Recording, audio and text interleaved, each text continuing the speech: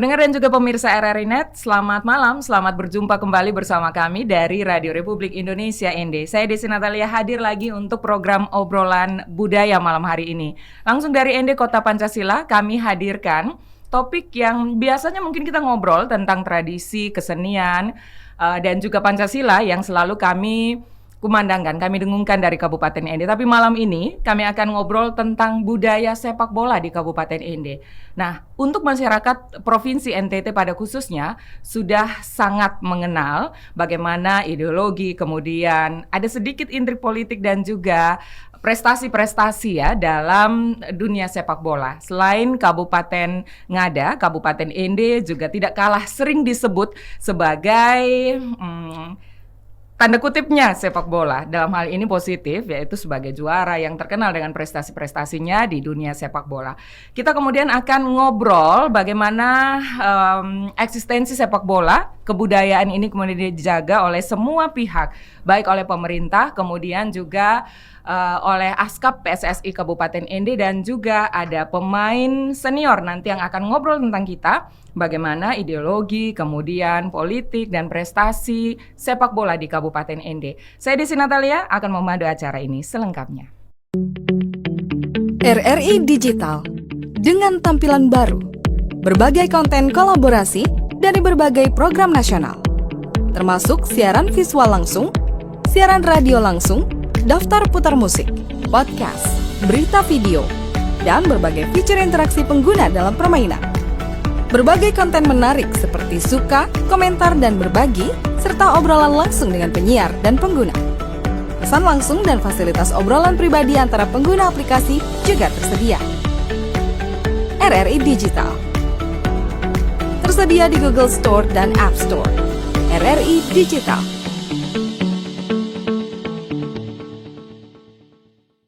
Dengar dan juga pemirsa RRI Net, kalau Anda pernah ingat ya, ada sebuah pesan menggelitik pernah disampaikan oleh mantan Presiden Barcelona, Joan Laporta, kepada seluruh pecinta bola di Indonesia.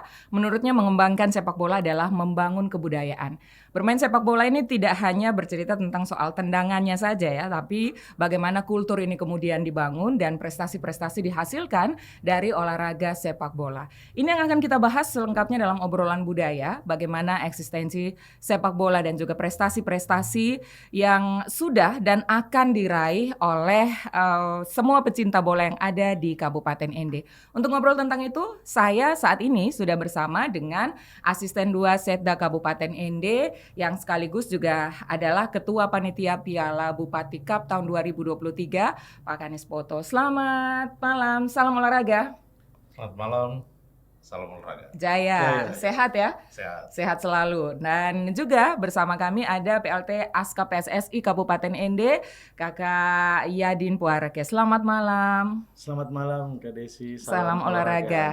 Jaya. Oke, terima kasih sudah bersama RRI malam hari ini. Kita ngobrol soal bola memang tidak akan ada habisnya gitu ya. Apalagi ini dua orang pecinta bola yang saya kenal dari kecil, memang ini konsen sekali dengan sepak bola. Paling tidak kalau di lapangan bola paling depan kalau nontonnya ya. Nah, kita ngobrol soal sepak bola di Kabupaten ND. Ini cerita-cerita tentang prestasi-prestasi sepak bola di Kabupaten ND memang cukup membanggakan. Saya sebagai orang ND, pecinta bola, sangat bangga ketika orang menyebut tim Perse ND dengan rangkaian prestasi-prestasinya. Namun apakah sampai dengan saat ini kebanggaan ini akan masih bisa terus kita jaga? Karena baru-baru ini juga kita cukup terpukul ya di laga ETMC Eltari Memorial Cup. Untuk Liga 3 ya, PSSI kita ini ya prestasinya dari juara 1 ke 16 besar begitu. Ini mungkin dinamika dalam sebuah olahraga. Namun kita fokus ke bagaimana kemudian kebudayaan sepak bola ini terus dijaga, ditumbuhkan dan dikembangkan. Pak Kanis, dari pemerintah Kabupaten ND, program-program melalui dinas terkait kita lihat memang sudah jalan, turnamen-turnamen dan lain-lainnya. Nah, apa yang Anda garis bawahi ya terkait dengan budaya sepak bola di Kabupaten ND? Saya awali tadi dengan bagaimana kecintaan Pak Kanis terhadap sepak bola di ND, cerita-cerita kejayaan masa lalu masihkah terasa bisa berbangga dengan prestasi sepak bola di ND ini, Pak Kanis? Baik, terima kasih Mbak Desi. Memang sebagai orang ND tentu kita bangga prestasi sepak bola sepanjang ada pertandingan mulai dari El Tariq Cup itu sendiri sampai dengan El Tariq Memorial Cup. Ini ND sudah beberapa kali menjuarai turnamen sepak bola ini. Dan kalau di NTT ini kalau kita mau main bola kalau tanpa ND seperti hambar. Kurang bumbunya kalau belum ngobrol Karena kalau tentang ND ND. pasti heboh. Mm-mm. Ada ND pasti heboh. Ya.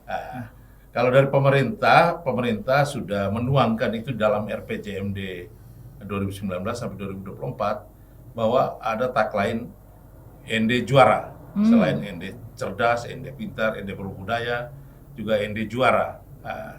Di dalam RPJMD pemerintah Kabupaten ND ini 2019-2024 itu masuk, sehingga setiap tahun dialokasikan anggaran untuk kepentingan olahraga ini dari semua jenis cabang olahraga yang dipayungi oleh KONI Kabupaten ND. Jadi seperti itu. Ya, jadi itu sudah dituangkan dalam bentuk apakah pembinaan atlet atau kemudian diselenggarakan pertandingan-pertandingan, turnamen-turnamen, pembinaan klub-klub atau seperti apa sih, Pak Kanis? Itu hampir semua aspek itu dihimpun, terus dibuat programnya dengan kegiatan melalui berbagai cabang olahraga. Anggarannya pun disediakan untuk kepentingan itu, terus pembinaan, ada ikut turnamen-turnamen pertandingan baik di tingkat lokal maupun tingkat regional, bahkan juga sampai ke tingkat pusat atlet-atlet yang berprestasi. Banyak sekali kita di taekwondo, karate, silat itu sampai tingkat nasional. Ya, jadi peran pemerintah sebenarnya sudah cukup masif ya untuk terus menumbuhkan atau mengembangkan prestasi sepak bola. Tapi kemudian stereotip atau label tentang ND juara ini, menurut saya pribadi, saya kurang tahu ya Bapak Kanis dan juga yang menonton kita ini, apakah juga merasa bahwa wah kita sedang dalam ancaman tidak menjadi juara lagi begitu ya? Apakah kebanggaan itu kemudian sirna seketika hanya karena tidak bisa masuk ke semifinal bahkan final di ETMC? Atau seperti apa menurut Pak Kanis? Seharusnya bagaimana sih pencinta bola menyikapi ini? Ya, kita tidak usah berkecil hati dengan dinamika yang terjadi ETMC di Rote kemarin. Memang itu suasana yang harus kita hadapi dengan dinamika ini, karena memang persiapan kita begitu minim. Terus kita ke sana hanya karena kita juara di 2022 di Lambata. Jadi tentunya dengan keterbatasan itu kita tampil di sana. Sudah bersyukur kita sampai ke babak 16 besar. Dan itu tidak patah arang bagi masyarakat pencinta bola di ND, karena kita masih punya satu momen yang untuk ke Liga 2. Liga 2. Ini Perse ini luar biasa. Bisa tampil mungkin tahun depan sudah bermain di Liga 2 untuk Perse ini. Perse ND ini ya paling tidak mewakili NTT. Nah, ini tentunya masyarakat, saya kira mereka tidak mungkin jangan sampai terganggu begitu ya. Jangan sampai hilang semangat. Dan harapannya tentu kita kembalikan lagi ke induk organisasi sepak bola. Dan tentu saja di sini ada ASKAP PSSI Kabupaten ND. Kak Yadin walaupun memang baru beberapa, ya belum terlalu lama ya menjabat sebagai PLT Ketua ASKAP, namun harapan ini kemudian tertuang kepada Kak Yadin dan juga jajarannya di ASKAP untuk kemudian bagaimana kita membangun kembali rasa kebanggaan atau kecintaan terhadap sepak bola. Tapi sebelumnya saya ingin tahu dulu dari luar sebelum masuk ke dalam ASKAP dan juga sekarang sudah ada di dalam ASKAP, bagaimana Kak Yadin melihat perkembangan sepak bola di Kabupaten ND ini? Pertama-tama ucapin terima kasih dulu ya sudah sempat ngundang di acara RRI malam hari ini. Saya pribadi mungkin mengucapkan juga terima kasih ya Profesor juga kepada pemerintah daerah yang sudah mau menerima saya sebagai PLT, karena jabatan PLT sendiri baru berapa hari nih ya, seminggu gitu ya. Ketika sowan langsung diberi tanggung jawab untuk bisa melaksanakan kegiatan Bupati Cup yang tadi sudah dijelaskan oleh Pak Ketua Panitia, dalam hal ini Pak Asisten 2. Saya melihat progres sepak bola di Kabupaten ND sendiri, memang kalau kita melihat dari kacamata saya dari luar, bukan dalam pengurusan ASKAP, memang selama ini untuk pembinaan usia dini memang agak hampir-hampir tidak pernah ada kelihatan ya dari Askapnya ya, bukan dari pemerintah. Kan dari pemerintah biasanya pemerintah desa ada membuat turnamen kecil-kecilan, sepak bola mini begitu ya, antar kecamatan, antar desa ya. Tapi dari kalendernya Askap sendiri saya tidak melihat itu, karena mungkin selama ini saya berada di luar organisasi sepak bola kabupaten ya, PSSI Kabupaten ini.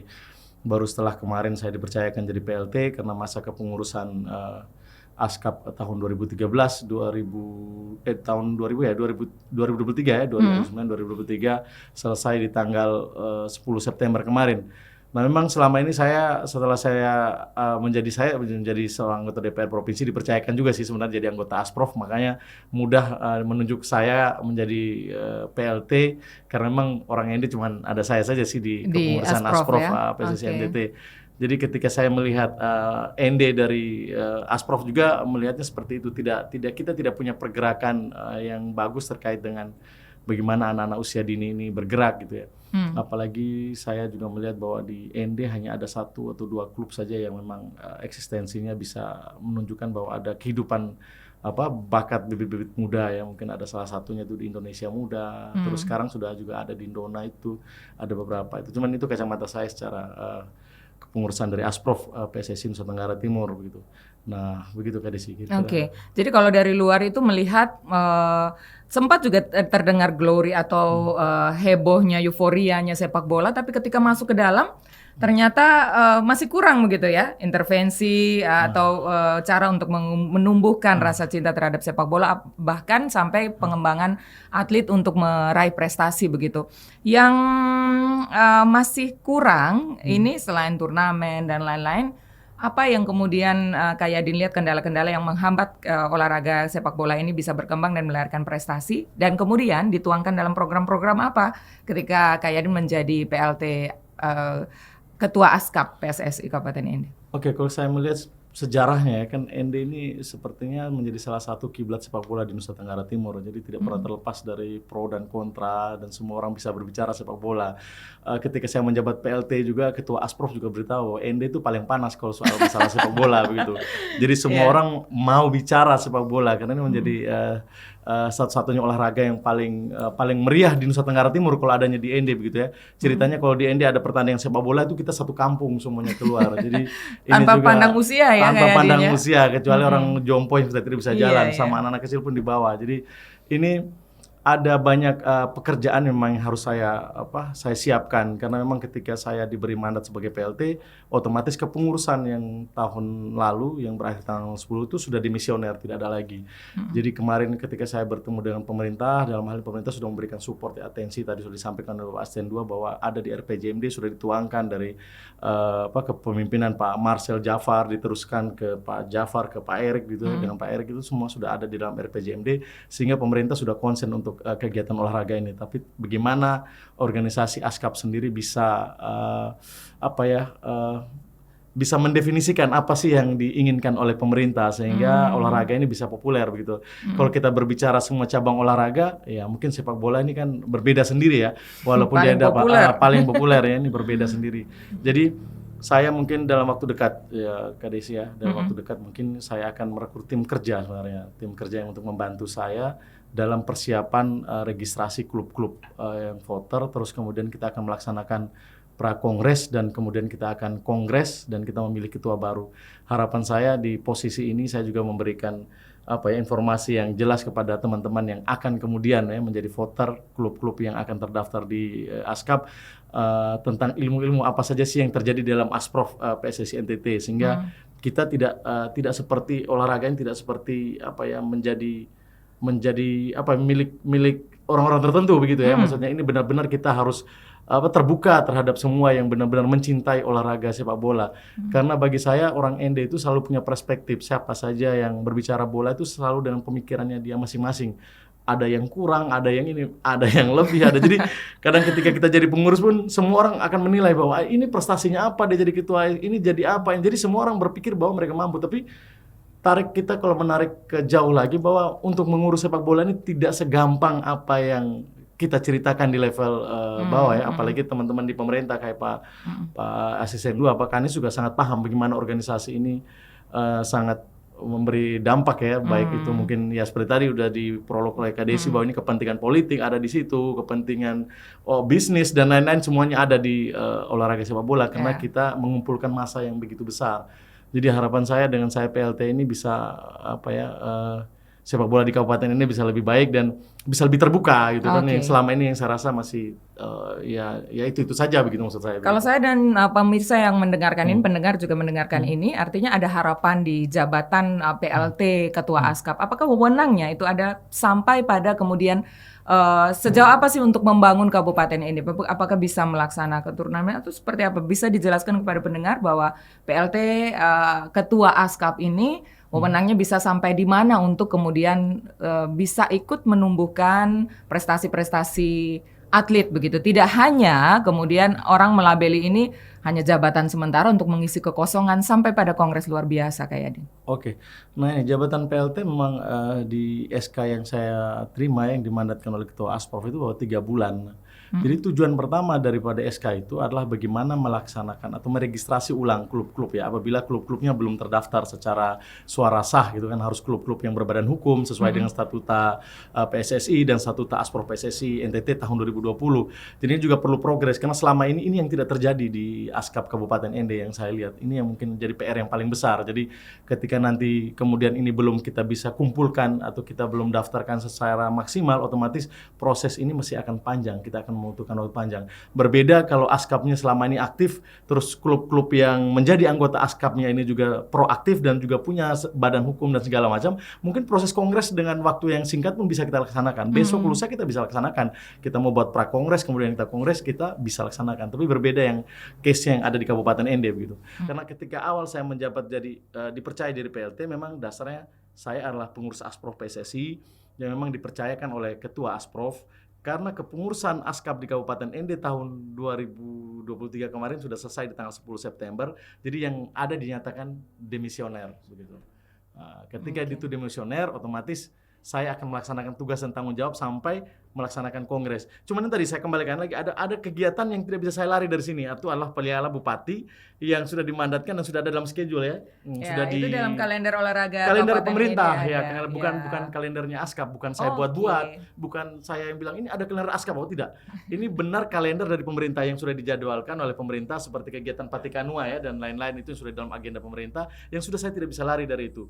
Terus yang berikutnya ada Suratin U17 yang akan berlaga di Ngada, Kabupaten Ngada di bulan Oktober. Nah, bagaimana mungkin seorang PLT tidak mengambil peran itu gitu kan? Bagaimana tanggapan masyarakat terhadap posisi ini gitu ya? Ini juga menjadi salah. Jadi ini adalah merupakan kewenangan PLT yang harus segera ditindaklanjuti selain mempersiapkan pra-kongres dan kongres untuk memilih ketua baru. Seru nih kalau kita ngobrol tentang bola, ada turnamen di dekatnya ini ya. Jadi tadi disebutkan Piala Bupati dan kebetulan Pak Asisten 2 ini adalah Ketua Panitia Piala Bupati. Setelah ini pendengar dan juga pemirsa RRI Net, kita akan ngobrol, kita akan cari tahu tentang kesiapan Kabupaten Ende termasuk dengan tim Perse Ende Kebanggaan Orang Ende untuk menghadapi Suratin dan juga sebelumnya kita akan ngobrol dulu tentang Piala Bupati di Kabupaten Ende dan nanti di sesi yang kedua kita akan ngobrol juga dengan salah satu pemain senior ya di tim Perse Ende yang akan bergabung bersama kami setelah ini. Tetaplah bersama kami di Obrolan Budaya.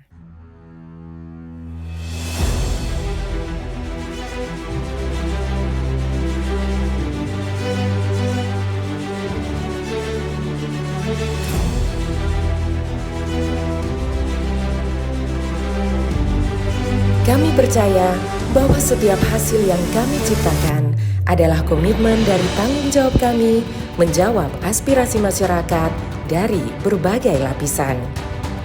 Perubahan menuju masa depan yang lebih baik, menciptakan mimpi menjadi kenyataan. Mimpi dari banyak orang dan memberikan solusi untuk kemudahan. RRI merupakan sosok lembaga penyiaran publik pertama di Indonesia yang hadir dalam berbagai lapisan masyarakat dari Sabang hingga Merauke. 78 tahun perjalanan kami menembus khatulistiwa dan perkembangan teknologi. Konsisten dalam melayani masyarakat dengan kekayaan informasi dari berbagai aspek kehidupan dari dalam dan luar negeri.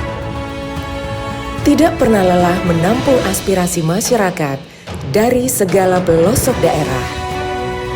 RRI memberikan kemudahan dalam bertukar pikir kreativitas serta membuka peluang keterbukaan pendapat lintas generasi. Kami meyakini visi misi solid, mencerminkan jiwa raga yang siap siaga dalam menjembatani keterbukaan publik, dan tidak lengah dalam mengawal peristiwa aktual.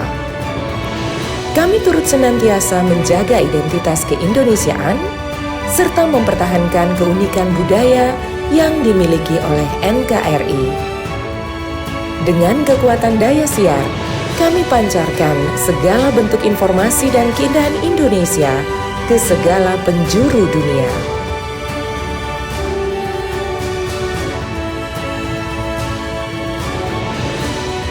Kami adalah mitra untuk membangun masa depan.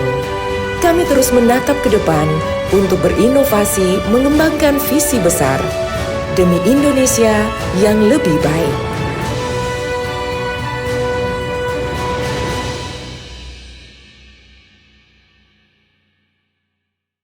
Masih di obrolan budaya, ngobrol soal bola memang akan selalu seru ya. Dan tadi kita sudah sampai pada bagaimana kemudian pembinaan prestasi dan lain-lain. Yang menarik, tadi Ketua Askap bilang bahwa Ketua Asprop itu bilang pemain dan juga skill bola di NTT ini luar biasa ya gitu. Kalau sampai ini keluar berarti ada yang sesuatu yang unik. Tapi saya perkenalkan dulu, pendengar dan juga pemirsa RRI Net sudah bergabung bersama kita. Ada salah satu pemain senior di tim Perse Kabupaten Ende ya, ada Adi Atep. Adi, selamat malam. Selamat malam. Agak susah membawa Adi Atep ke sini ya. Bagaimana? Ada sibuk latihan atau bagaimana nih?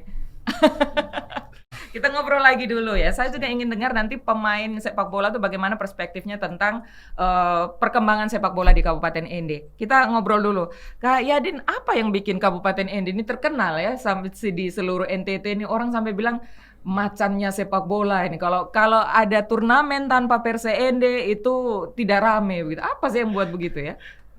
Sebenarnya juga saya baru tahu setelah saya jadi anggota Asprof, jadi pengurus Asprof saya baru tahu begitu. Jadi pas kemarin kita bermain di Lembata atau Suratin di 17, ketika saya pertama jadi pengurus Asprof itu, sebenarnya Suratin U17 itu tidak bermain di Ende. Itu harusnya bermainnya di Momere, di Sika, bukan bermain di sini yang kemarin nggak ada juara itu. Yeah. Tapi karena memang Pak Ketua Asprof bilang, Din harus main di Ende, karena ketika saya menjadi Ketua Asprof pertama kali, bagi saya di Ende itu kalau bermain bola itu pecah gitu ya.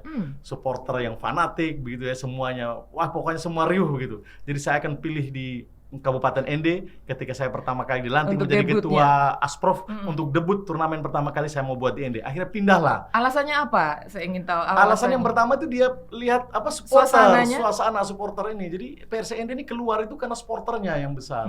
Supporternya itu yang luar biasa gitu. Saya dengar ini agak senang, agak kecewa juga ya. Ternyata supporter yang bikin besar Perse Ende ya. Bukan keahlian pemain atau bukan pembinaan prestasi atau memang yang muncul hanya supporter saja kayak ini. Kalau kita bicara di level pembinaan sepak bola ya, NTT ini kan level pembinaan ya, tidak ada industrialisasi sepak bola, belum ada lah, jauh. Sampai. Kita ini masih pembinaan. Ketika bicara pembinaan tuh anggaran sepak bola itu lebih banyak dari pemerintah. Kita tidak bisa tafikan itu, karena tidak ada investor mau keluar uang banyak hanya untuk sepak bola di pembinaan, tidak ada. Semua harus dari pemerintah. Jadi ketika saya bilang levelnya kita Nusa Tenggara Timur, semua skill anak-anak itu sama. Oke. Adi Atep di Ende, terus Yoris Nono di Ngada, terus yang siapa? Yang Alor yang sekarang bermain di Prapon itu saya hafal anak-anak berapa orang itu. Itu skillnya hampir sama, tidak beda-beda jauh. Pemain NTT itu hampir sama, tidak beda-beda jauh. 1-2 orang itu skillnya di puncaknya itu sama.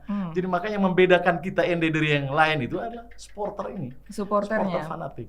Kita stadion dengan lumayan salah satu kapasitas stadion yang paling besar ya di Nusa Tenggara Timur. Kita punya stadion yang terbaik lah, nomor 2 setelah stadion di Kupang Oepo ini direnovasi oleh dana APBN, makanya sekarang jadi bagus, lebih bagus lah dari Stadion Marilonga ya kemarin ya. Stadion Marilonga paling bagus gitu. Ketika kita bermain di Stadion Marilonga bagaimana itu? Levelnya Piala Bupati yang diselenggarakan oleh teman-teman dari pemerintah, mereka Pak Kanis dengan teman-teman itu supporternya begitu. Ya. Dan memang terasa ketika Perse Ende out dari ETMC itu memang langsung sepi gitu ya. Baik di live streaming maupun juga penonton yang datang langsung.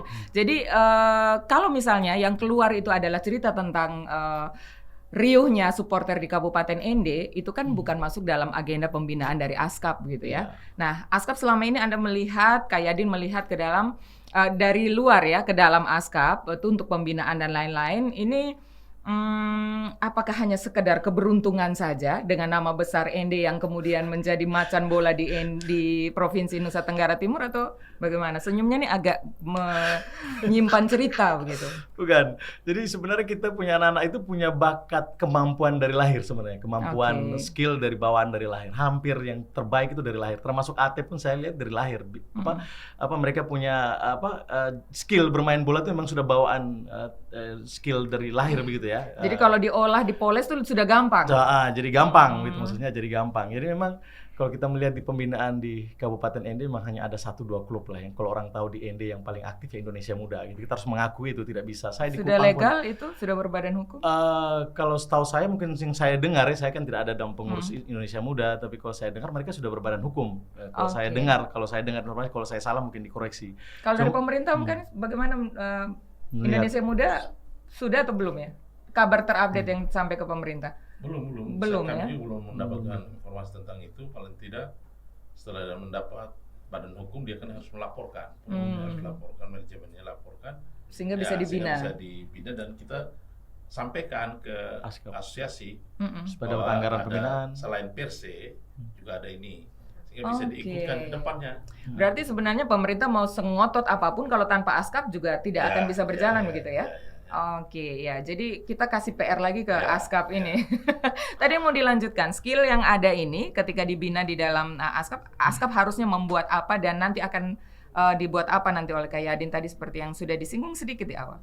Oke. Kalau di posisi di PLT mungkin saya belum bisa terlalu banyak ya. Tidak bisa membuat rancangan kerja atau platform apa yang akan dikembangkan oleh ASKAP ke depan, tidak bisa di posisi PLT. Saya mungkin nanti akan membuat dasar-dasar saja kalau kita pengen ND ini bisa punya potensi yang bagus, kita harus punya turnamen usia dini yang harus dilaksanakan oleh ASKAP. Itu yang tidak pernah terjadi begitu yang saya jelaskan. Karena sekarang lebih banyak tuh turnamen-turnamen usia dini, usia-usia itu kan biasa dibuat di kecamatan, di desa-desa yang buat dari turnamen yang dibuat oleh ASKAP tidak ada, yang difasilitasi oleh ASKAP hampir tidak ada. Tarkam semua ya. Iya, Bahkan kita dengar Adi Atep cerita dulu nih ya, bapak-bapak sekalian dan juga pendengar pemirsa. Adi Atep kalau kita dengar nih kan tiba-tiba sudah jadi saja begitu ya. Adi pada saat pembinaan dari kecil sampai dengan besar, apakah di sekolah-sekolah tadi kan Pak Kanis bilang pemerintah sudah masuk dengan program-program. Adi ini memang dibentuk dari kecil melalui pendidikan formal atau memang latihan di rumah saja? Sebenarnya di pantai biasanya ya? Sebenarnya saya juga produk dari IM, Indonesia Muda ya. Saya dari kelas 4 SD. Kelas 4 SD sampai dengan masuk Perse juga masih di Perse. Masih di IM. Jadi memang latihan dibina itu di Indonesia Muda. Di Indonesia Muda. Oke, ketika ada ajang-ajang turnamen-turnamen seperti ETMC kemudian direkrut begitu menjadi tim Persil. Yang terjadi memang seperti itu ya. Nah, Adi Atep melihat bagaimana ini untuk menjadi ada banyak Adi Atep yang lain di Kabupaten ND. Sebenarnya ada banyak tidak yang semacam Adi Atep? Tadi kan kalau Kak Yadin bilang sebenarnya skill-skillnya bagus-bagus semua ini ya. Sebenarnya banyak sebenarnya. Hanya sekarang kita di Kabupaten ND seperti yang Pak Yadin bilang, ini minimnya turnamen di usia dini. Makanya itu yang menghambat ini adik-adik untuk mereka juga kadang malas latihan karena tidak ada turnamen, akhirnya lari ke futsal.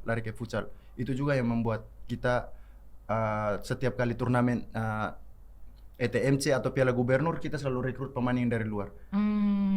Jadi kekurangan pemain gara-gara kalau menurut Adi Atep ya itu kurangnya turnamen. Gitu. Kurangnya turnamen. Ini sudah pernah Adi Atep curhat tidak ke pengurus ASKAP? Kalau sekarang kan baru ketemu Kak Yadin, yang dulu-dulu mungkin atau ke pemerintah mungkin sudah. Ke wartawan juga sudah pernah. Itu kemudian jawabannya apa?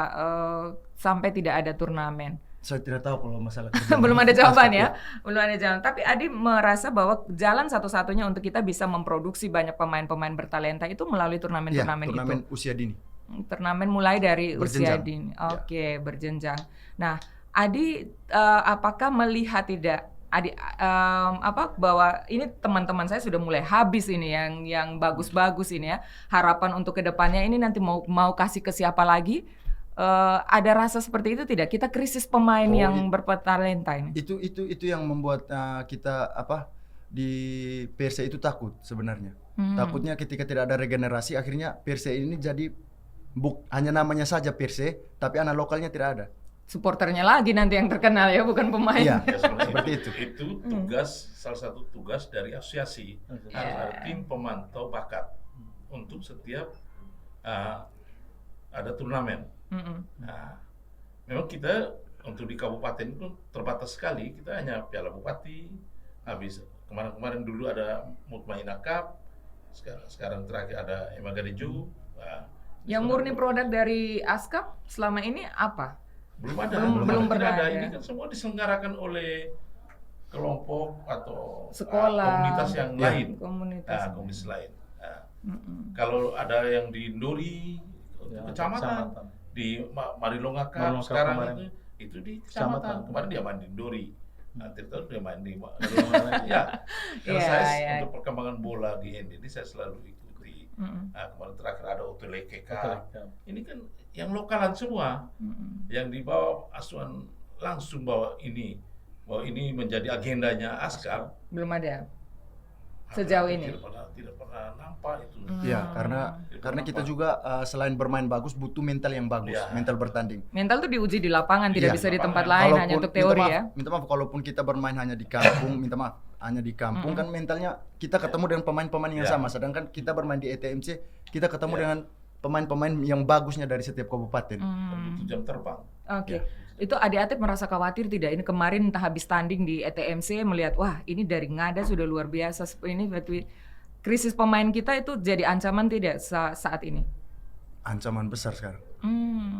Malahan sekarang anak-anak muda sekarang, maksudnya bukan anak-anak muda, adik-adik saya sekarang banyaknya lari ke futsal. Karena yang ada turnamen sekarang futsal. Hampir lapangan besar. Kita tunggu ini Emagadejo Cup, sedangkan klub-klub yang ada di Kabupaten Ende ambil pemain dari luar. Kebetulan kan PLT Ketua ASKAP ini kan juga ketua futsal ya, jadi mungkin direm dulu nih turnamen di sana. Tidak jadi kunci jawaban juga. Jadi bagaimana nih? Ada keresahan seperti itu, mumpung kan sama-sama ketua nih, ketua futsal, ketua ASKAP juga. Bagaimana melihat ini? Orangnya mulai mencurigai ini gara-gara futsal ini akhirnya olahraga sepak bola tidak berkembang. Jadi begini, sebenarnya yang paling pertama poinnya kalau di sepak bola kita harus terima kasih dulu ya sama Bang Li dan teman-teman yang tetap mau mengolah si kulit bundar di lapangan Perse yang memang bukan lagi sekarang jadi lapangan sepak bola. Mereka tetap mau berjuang untuk bagaimana supaya anak-anak kita mau bermain sepak bola. Sebenarnya kerinduan dari teman-teman Indonesia muda sebenarnya adalah kompetisi yang dibuat oleh pemerintah dalam hal ASKAP lah untuk melaksanakan kompetisi sehingga kita bisa mengundang klub-klub dari luar seperti Emagadejo Cup dan lain-lain. Kalau dampak dari futsal saya rasa ini juga merupakan pelarian sebenarnya, pelarian dari adik-adik. Bukannya mereka mau meninggalkan sepak bola, tidak, tapi pelarian karena sepak bola tidak pernah dibuat ya, turnamen sepak bola tidak dibuat, jadi ini kan pelarian gitu. Karena lebih mudah kita membuat turnamen futsal dibanding turnamen sepak bola, lebih mudah. Kalau secara swadaya secara swadaya lebih mudah, terus biayanya juga tidak terlalu besar, tim-tim lebih mudah mengurus anak-anak yang sedikit dibanding sepak bola yang besar. Makanya futsal itu lebih gampang kalau kita mau buat turnamen, kita mau buat tim, kita bentuk tim paling gampang karena biayanya lebih sedikit. Kita tidak perlu banyak dan jumlah pertandingan pun walaupun banyak tapi dia hanya memakan waktu cuma 15 menit atau sedikit-sedikit aja begitu. Tidak seperti sepak bola. Jadi jangan disalahkan kalau memang futsal ya larinya kencang terus begitu ya karena ya bisa dikatakan NTT sekarang bagus di futsalnya. Dalam komposisi prapon yang saya dengar orang Ende malah tidak ada begitu ya. Wow. Ini krisis juga nih sama seperti yang dibilang oleh Adik Atep. Bagaimana nih Ketua ASKAP melihatnya nih ya? Kalau sudah kurang pemainnya, dimasuk di prapon saja tidak bisa nih. Padahal ada orang Ende di Asprof ini. Orang Ende bukan cuma di Asprof ke Desi. Satu orang Ende juga ada di pengurusan PSSI Indonesia. Tapi apa daya ada orang-orang penting di sana. Tapi kalau misalnya kita tidak punya pemain-pemain yang maksudnya ya bisa kita promosikan begitu ya. Itu karena tarik lagi ke belakang pembinaan kita yang tidak kelihatan. Kalau mau bilang bakat, kita orang Ende banyak bakat seperti orang Bajawa, orang lama. Sekarang kalau orang dari Jawa scouting dari luar, kemarin kita sempat ngomong dengan telescouting yang dari klub-klub besar yang ada di Asprof kemarin, mereka mengatakan di Nusa Tenggara Timur hanya 2 yang akan kami pantau. Satunya di Lamaholot, satunya di Ngada. Karena bagi mereka ini yang selalu kelihatan. Waduh, berarti Ende sudah hampir dilupakan ya? Punya potensi besar hanya 2 ini saja. Ini hasil kami diskusi. Jadi mereka hanya melihat putra-putra Lamaholot yang ada di flow team dengan Adonara dengan di Ngada, karena mereka selalu punya komposisi pemain-pemain itu yang selalu silih berganti tumbuh terus begitu. Bahkan sekarang di komposisi tim Prapon NTT yang sekarang lagi stay di Jakarta pun itu banyak pemain ngada sama pemain dari Lamholot, dari Flotin. Jadi memang kita memang tadi seperti yang Atep dan Om sampaikan bahwa memang kita tidak ada turnamen yang usia dini. Bukan kita kekurangan bintang, tidak. Kita punya bintang seperti Atep dulu. SD kelas 4 pun kan orang belum tahu. Cuman karena ditempa terus, dia punya basic skillnya ada, ditempa terus di IM, akhirnya jadi bintang gitu. Jadi kalau kita melihat anak ND itu rata-rata punya potensi. Kita tidak kalah jauh dari teman-teman yang ngada dengan Flotin. Cuman karena tadi tidak pernah ditempa di sekolah bola atau mungkin tiap hari rutin bermain bola. Dan sekarang juga mungkin perkembangan futsal yang kencang gitu ya, seperti yang tadi sampaikan, anak-anak ya lari mainnya ke futsal karena memang ada turnamen terus di sana. Begitu anak-anak kan pengen bermain, pengen dilihat, oh jago begitu kan orang pengen main futsal.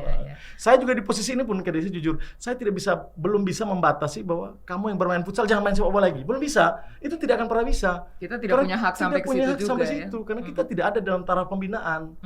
Askap juga tidak punya waktu untuk membina ini. Coba kalau Askap punya time schedule untuk membina adik-adik kita baru bisa batasi, kamu yang main bola aja ya, jangan gabung ke futsal, yang futsal saja.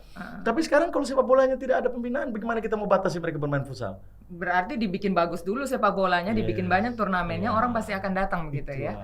Oke, ya. Ini karena kita sudah, walaupun memang kalau kita ngobrol soal bola ini panjang gitu, apalagi tadi Kak Yadin sudah bilang mau tarik-tarik dari belakang sampai ke depan.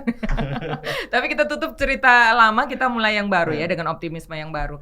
Adik Atep mewakili pemain yang ada di Kabupaten ND. Keresahan yang paling besar tadi sudah disampaikan di awal bahwa kita takut kita kekurangan pemain, walaupun statement dari Kak Yadin kita sebenarnya tidak kurang, tapi hanya medannya untuk kita terus ditempa dilatih itu yang kurang begitu ya. Sebenarnya teman-teman pemain tuh maunya seperti apa sih untuk ND ini? Dikenal jangan hanya supporternya dong, tapi memang karena prestasinya bagus begitu untuk sepak bola Kabupaten ND. Kalau teman-teman yang sekarang yang saya di PRC kan sekarang kebanyakan yang senior. Yang junior berapa orang itu tahun depan sudah masuk senior lagi. Akhirnya itu yang buat kita bingung lagi cari pemain lagi untuk mengisi slot itu yang junior lagi. Sekarang juga banyak ini informasi-informasi dari luar kalau kita harus juara lagi. Nah, kalau kita omong juara ini kan hal yang tidak gampang sebenarnya. Kenapa Adi pesimis sekali? Karena tidak bisa main lagi atau? Bukan, masih bisa. Masih bisa. 5 atau 10 tahun lah. Oke. Hanya kalaupun mau juara lagi harus butuh dana yang besar untuk waktu yang sekarang, untuk waktu yang beberapa tahun ke depan. Karena itu kembali lagi kayak pemain lokal kita masih kalah jam terbang, kualitas bermainnya bukan merendahkan, tapi kualitasnya bermainnya belum bisa bersaing dengan tim-tim yang lain. Karena tadi Pak Kanis dan juga Kak Yadin bilang memang jam terbang itu harus kita harus buat semakin banyak jam terbang untuk bisa membentuk skill yang bagus dengan cara buat turnamen terus, diasah terus. Jangan sampai kita cari nih kebingungan menganalisa sebenarnya penyebabnya apa, padahal kita tahu sama-sama ya kekurangan pemain itu karena kekurangan turnamen. Jadi jangan sampai kemudian dibalik kita tidak bisa ikut turnamen karena kekurangan pemain gitu ya. Ya, oke. Jadi Om Kanis kalau melihat macam begini, intervensi pemerintah tuh akan bisa masuk sampai di mana sih untuk menjawab kendala-kendala yang sudah kita lihat ini? Baik, sebenarnya pemerintah sudah lakukan banyak dan sudah jauh sekali untuk pembinaan sepak bola anak usia dini. Ini kan ada program di Dinas P&K yang tiap tahun ada programnya dan dijalankan. Ada turnamen anak usia dini. Jadi tidak hanya cabang olahraga yang lain, termasuk sepak bola anak SMP, SMA oleh Dinas P&K provinsi. Hanya lemahnya kita di sini itu karena komunikasi, koordinasi ya, dari yang namanya asosiasi sepak bola. Kalau dia tahu ini merupakan bagian daripada tugasnya dia juga, kenapa tidak bicarakan atau hubungi, tengoklah program Dinas P&K atau Dispora setiap tahun bahwa ini bisa digandengkan. Jadi walaupun mereka tidak membuatnya sendiri, tetapi melalui OPD ini, dinas-dinas ini, maka di situ kan bisa dibicarakan dan dikirim timnya untuk memantau perkembangan anak-anak ini. Jadi kalau di SD sampai seberapa tahun, di SMP dia main di mana, terus bisa diarahkan ke Indonesia Muda, ke klub-klub mana. Tapi saya lihat kalau turnamen-turnamen yang dibuat oleh komunitas-komunitas yang lain selalu ada surat pengesahan dari ASKAP. Ya. Tugasnya hanya memang mengesahkan saja atau Tidak membuat? hanya itu, banyak sekali tugasnya. Oke. Kalau pengesahan itu kan hanya bahwa kelayakan bahwa ini turnamen bisa dilaksanakan. Nah, sedangkan tidak periksa isi dalamnya. Oke. Nah, kan bahwa harus ada kita kan yang melaksanakan turnamen itu dia tidak bisa menyiapkan wasit sendiri, perangkat pertandingan sendiri, tidak bisa. Nanti akan harus melalui ASKAP. ASKAP. Nah, padahal tugas ASKAP tidak hanya siapkan wasit, perangkat pertandingan dengan dia punya aturan-aturannya, juga melakukan pemantauan. Sudah itu koordinasi untuk pembinaan selanjutnya kalau yang dianggap bagus. Oke. Ya, seperti Jadi itu. bukan hanya sebagai rumah naungan Ya, saja, tetapi ya. juga kemudian mengisi rumah itu dengan kegiatan-kegiatan. lain Begitu gitu. kayak Ya. Din. Jadi ini bahasanya seperti rumah naungan ini kayak parah sekali. Ya bukan karena memang kalau kegiatan itu kan ada pengesahan dari ASKAP Siap. begitu ya. Tapi sebenarnya ternyata juga harus menciptakan turnamen ya. Iya, harus membuat jadwal schedule untuk turnamen gitu Di seperti Kabupaten Ende kita perangkat pertandingan dan lain-lain. Kita tadi baru satu masalah kecil ini ya soal pertandingan dan lain-lain. Tapi perangkat dan lain-lain. Kalau perangkat pertandingan tidak ada masalah. Oh, tidak ada ya. masalah. Tidak ada masalah. Teman-teman wasit banyak. Kok sekarang kemarin saya waktu kumpul dengan teman-teman wasit, koordinasi wasit banyak. Ada di kita yang muda-muda sudah ada lisensi semua, minimal lisensi C2, C3 itu sudah banyak kita di Kabupaten Ende.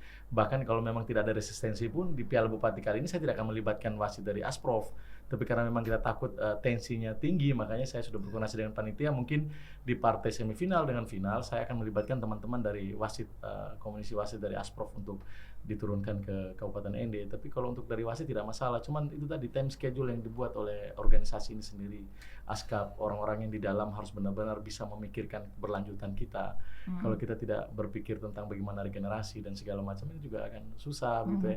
Makanya jangan salahkan kenapa sampai saat ini pun mungkin kalau kita tarik kenapa IM tidak bisa bermain di Suratin ya. Mungkin ini kan harapan IM tadi ya. Kalau seandainya ada saya dikasih waktu untuk bisa diskusi, karena ada poin-poin di situ, karena bakat-bakat yang lahir dari ada dalam Perse yang bakat lokal itu murni yang sudah ditempa di IM terus gitu.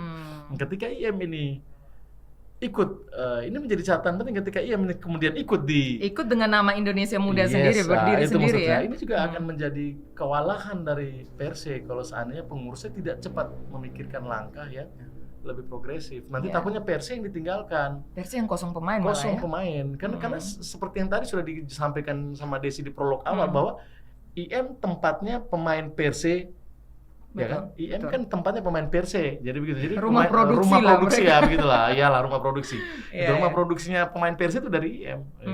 Jadi kalau seandainya saya tidak tahu ya karena saya baru ya mata saya dari Asprof itu melihat bahwa memang IM ini sudah bolak-balik mau mengusulkan untuk terdaftar di Asprof gitu, seperti Klub Nirwana, kemarin Citra Bakti itu. Tapi terkendala karena memang salah satu aturan yang ada di Statuta PSSI dan Statuta Asprof PSSI tahun 2020 bahwa rekomendasi klub yang ada di bawah naungan ASKAP, ketika dia mau mendaftarkan diri menjadi anggota Asprof, dia harus mendapat rekomendasi dari asosiasi kabupaten yang menaungi dia. Adi, selama ini memang belum ada rekomendasi dari ASKAP?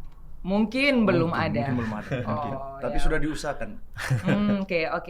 Mudah-mudahan ya, tapi kekhawatiran yang kedua adalah Perse akan kekurangan pemain kalau misalnya IM akan berdiri sendiri begitu ya. Iya. Ya walaupun sama-sama bawa nama Kabupaten Ende. Kalau saya sih ya, bukannya saya tidak tahu nanti kalau ditanya kepada ketua yang terpilih nanti. Kalau saya pribadi sih, kalau ketika ditanya saya sebagai seorang pengamat sepak bola dan bukan pengamat ya lah, bukan pelaku juga ya praktisi sepak bola gitu ya, pengurus gitu ya. Kalau tanya saya secara pribadi, saya akan mengatakan IM jangan dulu lah jadi kenapa? Asprof. Pesimis? Ya, bukan pesimis. Kalau saya pribadi bukan berarti saya tidak berpikir ke sana, karena ketika saya ada di Asprof itu saya dapat melihat ini lebih luas begitu ya.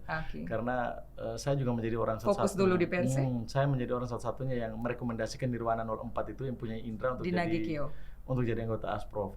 Memang harus ada rekomendasi dari ASKAP gitu. Tapi kalau saya melihat IM, kita concern dulu dengan persiapan kita, kekuatan kita. Karena kita akan menjadi anggota Asprof, kita harus siap dalam segala hal. Setiap kompetisi yang diadakan oleh Asprof itu harus hadir terus. Kalau di merger, ada kemungkinan tidak Indonesia Muda kemudian bergabung dengan Perse? Kayaknya tidak mungkin, karena kan Tidak berdiri bisa. sendiri, dia nanti kan usahanya sendiri-sendiri, badan usahanya sendiri, secara hukum juga berbeda IM dengan Perse. Kalau kita ikut mendaftarkan IM ke sana, nanti IM apakah sanggup seperti Perse begitu ya? Kalau bilang jangan dulu berarti ASKAP tidak akan mengeluarkan Bukan, rekomendasi. ini saya, perspektif bukan saya. Gitu. Saya PLT tidak punya kewenangan untuk mendaftarkan, tidak punya. Nanti tunggu di ketua definitif, terpilih ya? terpilih Oke. yang akan punya wewenang untuk bisa menerima atau tidak. Tapi kalau dia menanyakan saya kenapa IM, saya bilang jangan dulu begitu ya. Secara pribadi Belum ya waktunya. memang saya merasa jangan dulu lah begitu ya, belum waktu. Karena ketika saya sekarang di pengurus Asprov saya dapat melihat begitu. Ketika IM ini maju sendiri nanti Persenya yang akan kewalahan. Terus kemudian kita pikirkan, Ende ini punya basis supporter yang besar yang kita jaga-jaga, yang kita agung-agungkan. Ketika nanti Perse dengan Ende main di dalam Suratin atau level Liga 3 itu bagaimana supporter Ende terpecah, apalagi kalau IM ketemu dengan Perse Ende di situ. Oke. Nah, ini mata saya yang di Kompleks level berarti ya sepak bola Ende ini mata saya di level yang provinsi, karena saya tahu persis. Terus yang berikutnya, IM bisa nggak sekuat Perse nanti? Jangan sampai sama pengurusnya 3 kali berikut turnamen Asprov sudah berkelahi sendiri gara-gara anggaran. Perse aja sendiri setengah mati. Kita sudah mengundang Abang Li ya untuk bisa bergabung bersama kita sebenarnya dari Indonesia Muda. Namun memang karena satu dan lain hal belum bisa bergabung. Sebenarnya kalau tadi kita langsung kirim pertanyaan ini ke Abang Li, mungkin akan bisa menjawab ya. Versi dari Abang Li itu apakah siap, benar. ikhlas ketika memproduksi terus pemain untuk Perse, atau dia akan berusaha untuk mendapatkan rekomendasi untuk bisa berdiri sendiri atau seperti apa? Saya minta maaf, saya tidak potongin. Saya minta maaf, itu perspektif saya ya, bukan berarti saya tidak mau Kita yang main, garis bawahi. bukan ya. Jadi hanya mata saya saja, karena saya selama ini saya jadi anggota DPR provinsi atau saya jadi pengurus, saya bisa melihat itu. Ketika Ian mengikuti di setengah mati nanti Persenya, gitu. Persenya yang nanti setengah mati. Manajemennya nanti yang setengah mati, karena bagaimana dia menghidupkan ini IM ini terus. Setiap turnamen harus ada Pembiayaan besar. Ya. Kalau Perse ini kan semua orang tahu bahwa ini plat merah. Plat merah. Semua didukung oleh pemerintah. Tapi kalau kita mau bola kaki ini maju di ND, harus ada rival. Harus ada Kompetitornya ya. Kompetitornya harus ada. Kalau saya dukungnya yang maju. Dan pemerintah juga. Tidak apa-apa, ini perspektif ya. Anggaran ini kan untuk kepentingan sepak bola. Tidak hanya Perse, kalau dia bagus ya kita dorong dia juga. Kita bagi sehingga masing-masing manajemen ini bisa, ya dia bagaimana caranya untuk menghidupkan dia punya timnya ini perwujudan kebudayaan bola begitu ya. Tadi di awal kita bilang ideologi, politik, dan juga prestasi. Ketiga ini tidak akan bisa terwujud kalau tidak ada kompetitor. Hanya pemain tunggal saja ya. Kalau Adi melihat seperti apa? IM harus berdiri sendiri begitu, kita harus punya banyak klub-klub bola di ND atau bagaimana? Kalau saya setuju kalau IM harus ikut Liga 3 terus Oke, nah kita tidak hanya omong-omong saja ya Kak Yadin, Pak Kanis dan juga Adi untuk bicara soal bola ini. Kami di sini tidak hanya ngobrol-ngobrol saja, omong-omong saja, tapi ada action yang sudah dilakukan oleh ASKAP di bawah kepemimpinan PLT Ketua ASKAP ND adalah dengan Piala Bupati. Piala Bupati ini Pak Kanis Poto sebagai ketua panitianya ya. Oke, ini akan mudah-mudahan akan berjalan dengan lancar. Ya, targetnya kalau Piala Bupati ini sukses, kedepannya nanti bagaimana? Karena sebelum nanti saya akan lemparkan untuk Piala Suratin. Gitu. Untuk tahun ini Piala Bupati ini penyelenggarannya agak beda. Agak beda karena memang kita beberapa saat yang lalu KONI, ASKAP, Perse dan lainnya yang sudah berhubungan dengan bola ini ya ada dirundung masalah, semua orang tahu. Namun karena ini sudah teragenda dan menjadi program tetap pemerintah dari tahun ke tahun, maka diselenggarakanlah ini. Ya. Tapi dia sifatnya open turnamen dengan tidak membatasi segala macam. ASKAP memberikan keleluasan dalam materi pertandingan. Ya, tergantung ASKAP menilai bahwa akan bisa menghasilkan ada pemain-pemain yang bagus yang bisa diambil menjadi kekuatannya pemain, pelatih ya itu. Nah, ini kan tergantung karena banyak jangan sampai hanya seremoni saja tim kecamatan juga kan berani-berani juga mereka mengambil membayar dari luar, tim luar. Nah, jadi pembanding sehingga tetap juga salah satu ini pantauan dari ASKAP ini sangat diperlukan karena kami penyelenggara menyelenggarakan. Nah, hasilnya ya ASKAP yang menilai, ASKAP yang menilai bahwa ini bisa diambil apa tidak. Tetapi karena ini juga merupakan event selain turnamen ini juga ada hiburan untuk masyarakat dan untuk pembangunan di bidang ekonomi. Oke. Bupati mengarahkan seperti itu. Kalau pemerintah memang ranahnya ke situ ya. Ya. Tapi ini kembali lagi ke ASKAP. Piala Bupati ini akan menjadi agenda yang kemudian dilihat, ini tim pantauan kami ada di sini. Kita dengar kemarin ya, desas-desus di ETMC banyak yang kecewa juga karena Piala Bupati kok dibuat hanya begitu-begitu saja, padahal itu kan ajang untuk pengayaan, kita bisa monitor kira-kira pemain, pelatih yang bagus, tapi kemudian ternyata tidak diikutsertakan dalam turnamen-turnamen yang berjenjang lebih tinggi. Catatan-catatan ini menjadi catatan PLT Ketua ASKAP atau bagaimana? Atau mungkin ya saya baru nih, saya kurang tahu yang dulu-dulu. Bagaimana nih? Kalau dilihat dari perspektif saya sendiri ya sebagai seorang yang ikutlah lihat berita di kabupaten yang terkait sepak bola, memang kemarin sempat ada pro dan kontra gitu ya, isu terkait dengan bagaimana tim Kecamatan Datusoko yang memenangkan turnamen di Bupati Cup, tapi hampir tidak semua pemainnya diambil gitu. Tapi itu bukan kesalahan dari ASKAP. Kalau saya pribadi tidak disalahkan dari ketua ASKAP. Karena begini, ketika pelatih ditunjuk, saya bilang, kalau saya melihat ini sudah kompleks lah. Ketika pelatih ditunjuk, semua komposisi dan apapun itu adalah urusan pelatih dan manajer, bukan urusannya ASKAP. Jadi terserah dia mau buat menu apa, dia mau pilih sayur apa, dia mau pilih, itu urusannya dia. Kita sudah memberikan tanggung jawab kepada pelatih. Jadi tidak bisa kita menyalahkan ASKAP dalam posisi pengambilan keputusan untuk pertandingan atau pemain-pemain yang kemarin dibawa ke Rote dan hasilnya salah. Itu saya akan menegaskan itu bukan kesalahan ASKAP, tapi murni tanggung jawab dari pelatih. Ketika pelatih menghendaki pemain ini masuk, berarti dia harus bertanggung jawab terhadap pemain itu. Itu bukan ada kewenangannya ASKAP. Kemungkinan di luar mungkin ada intervensi apa, saya tidak berbicara di situ. Tapi pada prinsip itu bahwa semua pemain yang dibawa adalah murni keputusan dari wasit. Oke. Analoginya kalau untuk menciptakan makanan yang lezat, bahan bakunya diserahkan pada chef ya. Chef ya. Jadi kita yang dari luar tidak bisa memerintah itu. Tapi kalau dari zamannya Kakak nanti, itu akan menjadi rekomendasi ASKAP kepada tim pelatih atau ya sudahlah nanti pelatih sendiri. Karena kita sudah pernah salah, sudah pernah gagal ya maksudnya. Karena hanya melepas saja kepada kalau saya tim. ASKAP, dia tidak bisa melepaskan diri dari situasi itu. Harusnya dia punya tugas dipantau. Kan dia harus kasih ini, pelatih, saya harap kau ambil ini berdasarkan hasil pantauan teman-teman ASKAP di lapangan. Ini kan harus ada konsep begitu, jangan sampai pool pelatih pelatih dari klub ini dia pemain semua. Kalau ada itu, kalau begitu harusnya pelatih ditunjuk sebelum, maksudnya ditunjuk jauh-jauh hari, sehingga bisa ikut dalam pemantauan. Dan dia bisa ambil pemain sesuai dengan kemauannya dia, pilihannya dia. Jadi sesuai skemanya dia. Padahal kan kita bisa belajar dari liga-liga yang lebih besar begitu ya. Skema-skema semacam ini pelatih diikutsertakan dalam tim pemantauan itu kan sudah diterapkan oleh tim-tim besar, bahkan nasional, internasional, dunia itu sudah melakukan seperti ini. Kita tinggal menirunya saja sih sebenarnya ya, Om Ganis dan yang lain-lain ya. Oke, dan pendengar dan juga pemirsa RRI Net, ini kalau tidak diberhentikan main bola ini, kita akan ngobrol terus ya. Terakhir soal Suratin. Oke, kita ETMC sudah lewat nih ya. Tapi untuk kedepannya kita berharap. Ada yang bilang, orang Ende bilang, Piala Suratin harus kita bawa pulang kembali ke Ende. Karena Ende Ngada sudah ambil Piala ETMC ke sana begitu. Untuk menjaga nama besar sepak bola Kabupaten Ende, targetnya adalah memenangkan Piala Suratin. Ini PR besar untuk Ketua ASKAP ya. Bagaimana untuk kemudian kita mencapai target itu? Tapi saya mau tanya dulu, ikut ya? Ikut. Jangan sampai tidak ikut. Fix ikut, kita harus ikut.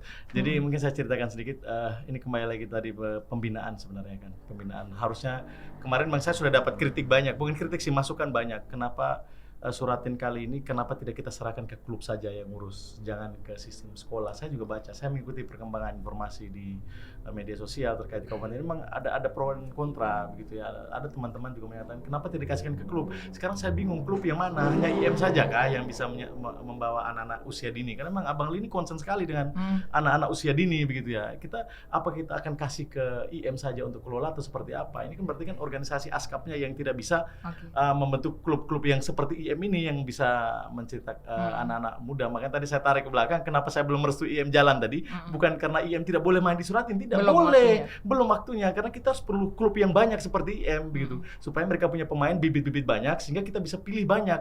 Dengan semakin banyak pemain, kita juga bisa membagi mana pemain yang bisa bermain di PRC, mana bermain di jadi kalau kita punya bibit banyak kan kita tinggal pilih enak-enak gitu. Jadi kita bisa memajukan dua klub yang punya prestasi nanti di Asprof begitu. Bukan berarti saya tidak mau IM main di Asprof, tapi memang belum begitu ya. Target juara iya ya? Kalau disuratin saya target juara, karena memang kemarin saya sudah berkoordinasi, karena memang ini IM Juara ini 1 kita garis bawahi dulu. saya target pribadi juara 1. Oke. Kalau jadi ini saya cerita, ini kemarin saya sudah koordinasi juga dengan teman-teman MKKS, karena memang suratin dengan Liga Pelajar tidak bisa dipisah. Kalau tahun lalu kan ada Liga Pelajar dulu, kemudian ada tim telescouting melihat pemain-pemain bintang yang bermain di level usia dini antar pelajar, diambil, direkrut berdasarkan keinginan dari pelatih untuk kita seleksi lagi untuk kita bawa menjadi pemain suratin yang bermain di ND kemarin. Tapi karena waktunya mepet, terus saya juga baru ditunjuk jadi PLT, otomatis Liga Pelajarnya agak susah kalau kita mau jalankan di kabupaten ini dengan waktu yang tanggal 27 besok sudah bermain di Kabupaten Ngada.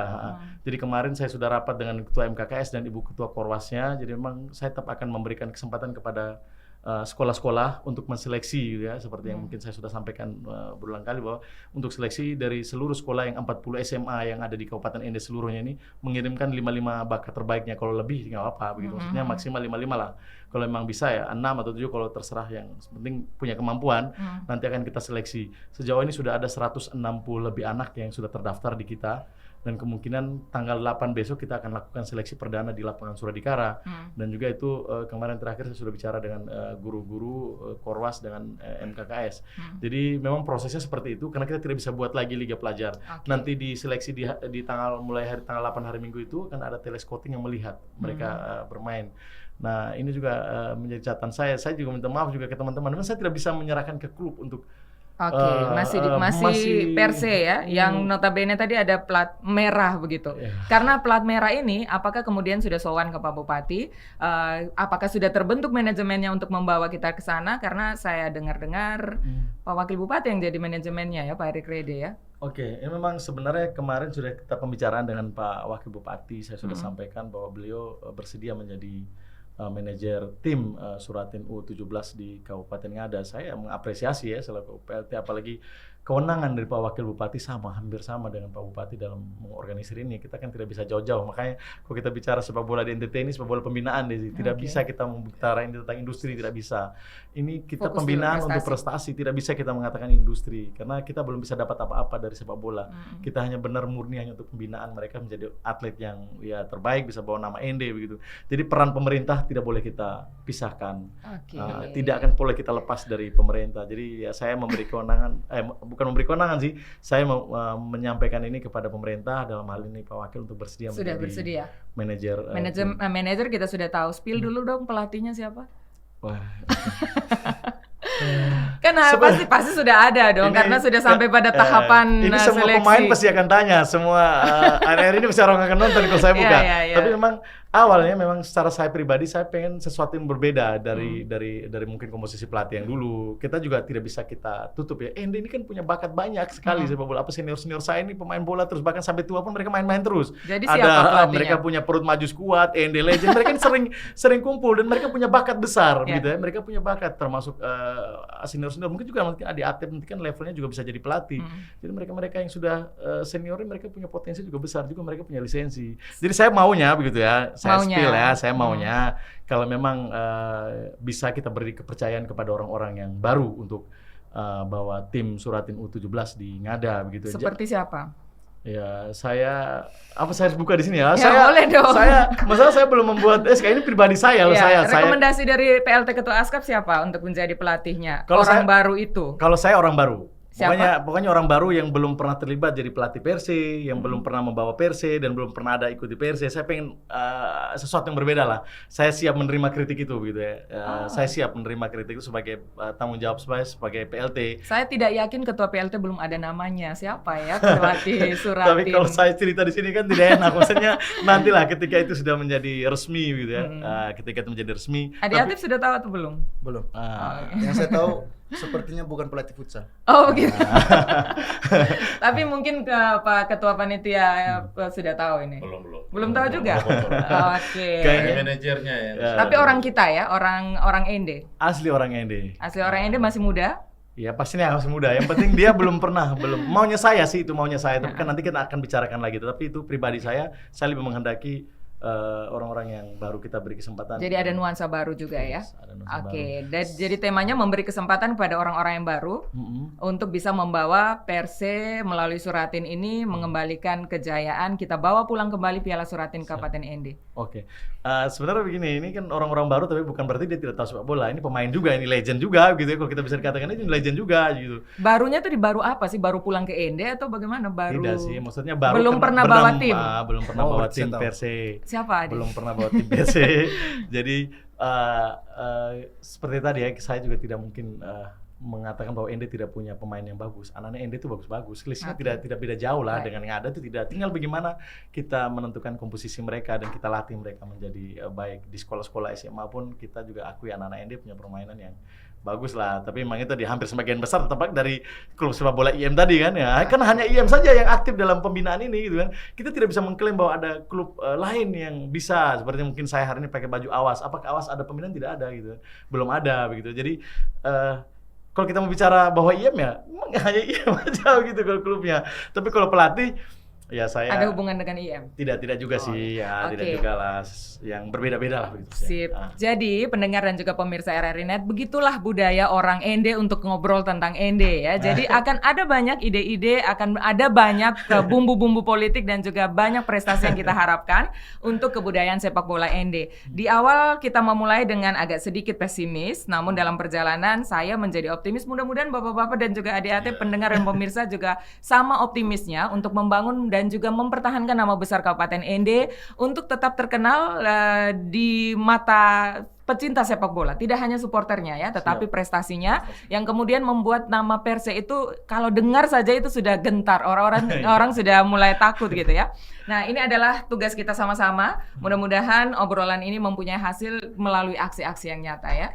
Pak Kanispoto, terima kasih. Sukses untuk Piala Bupatinya. Kelihatannya sudah mulai bingung dengan Piala Bupati. Tapi saya mau tambahkan tidak, case Piala Bupati, memang Piala Bupati kali ini berbeda ya dengan kemarin. Saya takut nanti ada kritikan untuk saya bahwa ini tidak ada pembinaan karena PLT Ketua Askap yang baru ini kasih bahasa orang bilang lostrom, open turnamen gitu ya, bebas. Jadi kalau kesan pembinaan mungkin ini jauh dari pembinaan. Ini untuk kemeriahan. Nah, ini memang konsepnya kemarin sudah kita sepakati bersama dengan Ketua Panitia, dengan Pak Bupati bahwa ini hanya murni untuk kebahagiaan, kemeriahan gitu ya, dan juga pertumbuhan simpul ekonomi baru untuk masyarakat Kabupaten Ende. Jadi konsep pembinaan itu mungkin kita kali ini bukan malah kita skip dulu, dan ini benar-benar konsepnya hanya untuk kita meriahkan mungkin ya di masa akhir pemerintahan. Oke, ya supaya budaya sepak bola tetap terjaga lah di Kabupaten Ende. Pak PLT Ketua Askap, Kak Yadin, terima kasih sudah hadir di sini. Adi tetap semangat ya. Ya mudah-mudahan ilmu-ilmunya juga bisa ditularkan walaupun tidak dalam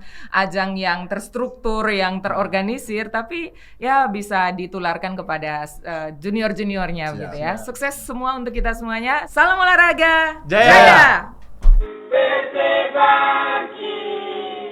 Ayo maju, akan menandai kemenangan.